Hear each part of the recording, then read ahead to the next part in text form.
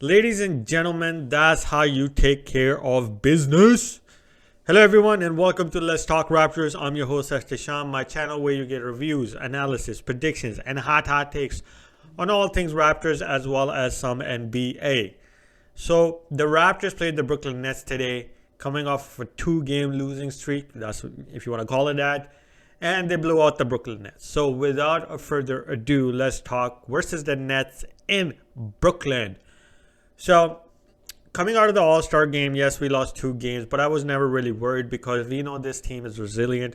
Their starters, Freddie's nicked up. Pascal's been suffering from the flu. Gary Trent just has been a little bit off, which can happen to young players, when they get a break of some sort. And he was damn hot before that. So, it was likely, I always believed that the Raptors would push back, and they did today. Now, did it benefit us that Kevin Durant wasn't playing? Ben Simmons is still sitting on the bench with some sort of back spasms and bullshit. And Curry that won't get vaccinated. So, it did help us. But the Raptors were just a different team today than we saw in the last 2 games. They came out with energy, and it was led by the rookie Scotty Barnes. Right after, we lose the tip, Scotty Barnes goes into the backcourt, bodies up, James Johnson, gets the steal, tries to go at the rim, and gets 2 free throws, nails both of them, and that's how the game started for us, and we never looked back from there. The Raptors were playing swarming defense. They were, doubling people, moving constantly. Malachi got to start today, so he was, he had a point to prove, so he had serious amount of energy. And it seemed like the Raptors were possessed. Seems like, Nick Nurse got through to them and told them, hey, get your shit together because this is a team we need to beat to make sure we stay, above a certain point that we don't really end up in the, possibly having to play on the 8th spot or the 9th spot in the play-in if we end up in the play-in, right? Because looking at the way that we played today, the Raptors would likely end up at the 6th spot. But, Scotty's getting to the bucket. I think he went 10 of 10 in the first half. Didn't miss a shot, man. Nailed the 3-pointer, just stepped into it in his second shot. Malachi's assisting the ball like crazy. He got a lot of open shots to Pascal. Pascal didn't nail him, but Malachi was doing everything, getting to the rim, doing the hezzy moves. And by, what was his name? Precious Achua is looking like a damn all-star right now. Well, not an all-star, but an up-and-coming, star. I would say a star. Not a superstar, but at least an all-star caliber player. At least right now, because he came out and he put the energy in. He's getting to the bucket. He's bodying up Andre Drummond. He's just, these guys came out possessed, man. We turned Brooklyn Nets over, I think, 8 times in the first quarter and a half. And we got almost 10 points off of those turnovers. So everything was going well. We're nailing out 3 points from the corner. It's Precious nailing them. Chris Boucher nailing them. Thaddeus Young is nailing them. And it's just, we eventually, by the 3rd quarter, we had about a 30-point lead. And in the start of the 4th quarter, the Raptors just push it forward. And we get up to about 39 to 40-point lead. And the game is done by that time. But there's still some good things to see after that. Which were that, during the game also, that Pascal and Gary Trent didn't have it going, but they assisted the ball so much that the other guys scored. Precious has 20 points. Scotty Barnes has 28 points. Malachi Flynn has 16 or 14 points.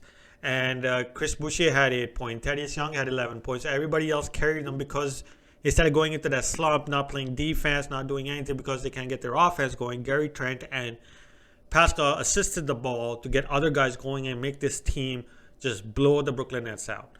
And then eventually the 4th quarter, which is considered garbage time, but it was good to see some guys come in. Svi nailed some good 3-pointers. Sorry about that, guys. Utah had this, the highlight. Dirty, 2-handed slam poster. If Utah got his poster back. He posterized this Brooklyn Net. I think he's a rookie.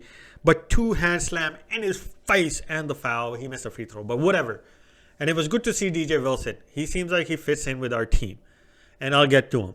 But eventually the Raptors win this game 133-97. Blow the shit out of the Brooklyn Nets. We face them tomorrow at home with some crowd. So guys, come out, roar. Because if we beat the Brooklyn Nets again, we take, I think it's a 4-game lead that they would have to cover. And we're even with them in the amount of games that we played. So that would be good for us. So We've done the MVP, the highlight play. Now let's get to the key takeaways. Number one, it seems like the Raptors, when they want to play, they are a team to be reckoned with. When you look at the defense that they end up playing, the swarming defense, there's deflection constantly happening. Rebounding is not that good. Andre Drummond wasn't able to rebound today, and that guy's a 20 rebound player per game. And the Raptors are just getting in the glass, bodying people up, boxing people out. Their defense is moving. There's communication going on. Like I heard on the mic, and there was a rebound coming, and you can hear one of the Raptors play, "Get that shit, get that shit." And that shows you when they want to play with energy, the Raptors are a team to be reckoned with. And hopefully what they had today, they will continue to have for the rest of the season, because they got a taste of what it feels like to be blown out and feel like shit, right? So that's a good thing to see. Now, if that happens in tomorrow's game, I'm not going to get too upped right now because it was just one game. But if that happens in the game tomorrow, especially with the crowd in, it seems like the Raptors will make a pretty good move towards the 6th seed. The second key takeaway I have is Scotty Barnes. It seems like, I understand there's going to be up and down for the rookies, but sorry guys, just have a bad throat today. Seems like the rookies, they're going to be ups and downs, but it seems like when he puts his mind to it, they ain't stopping this kid. He had 28 points today, which is he tied his career high from the game, I think it was against Charlotte. And it seemed like nobody could stop him. He was getting putbacks, he was getting to the rim, he was finishing around like with floaters, he was handling the ball a lot better, and he was just aggressive. And when he was aggressive, he looked like a great NBA player. And, I'm not saying an all-star or a superstar just yet, but he seemed like at the level of, you could say, for example, CJ McCollum, those type of players. He's not, CJ McCollum, people consider him like an all-star, but almost at that level, just like Precious. When these guys put their mind to it, yes, Precious makes dumbass decisions, but when he wants to play the game, he's having fun now coming out of the all-star game. Scotty Barnes and when Precious both put their mind to it, they are too good. They are able to hang with the big boys. And that's something I would like to see moving forward. Precious has that mentality. I would like to see that a little bit more in Scotty Barnes, the way he needs to be aggressive on the offensive end just as much as he is on the defensive end. And that would help him develop the game. The third key takeaway I have, guys, is I was right. Malachi Flynn needs more minutes, whether it's coming off the bench, whether it's starting. Of course, he's not going to start, but Frenny's there. But he should be the first point guard coming out of the bench, because it seems like he's improved his finishing ability around the rim. His three-point shot was good today, but I'm not going to go into it too much because it's just one game. But he is able to run the floor very well. He's one of those guys, when he's coming down the floor, he has his head up and he's looking around. And that means he's going to pass the ball to an open guy who's going to get a pretty good shot. And that happened a lot today, especially at the corner with Pascal, with Chris Boucher, with Thaddeus Young, and all of those guys. And Malachi was also aggressive, getting to the bucket, which got us some paint touches, leaving, the corners open, the key open, everything like that. And it led to a lot of open shots for us. So I think Malachi Flynn needs to get those those minutes. And he deserves that, chance, given that he's put the work in. The last key takeaway I have, guys, it was good to see DJ Wilson back with the Raptors, because he seems to fit in with us very well. He knows how to pass the ball, plays very good on the defensive end. He bodies people up. He's still in the paint, even with people going after him, stuff like that. His mid-ranger today looked pretty good to do too. So it seems like, he should be a guy we look forward to going forward, honestly.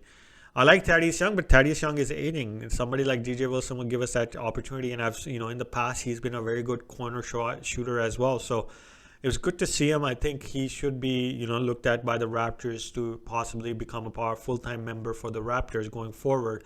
Even if it's just to plug in there when you got to play guys like, what's his name? The guy for Milwaukee Bucks.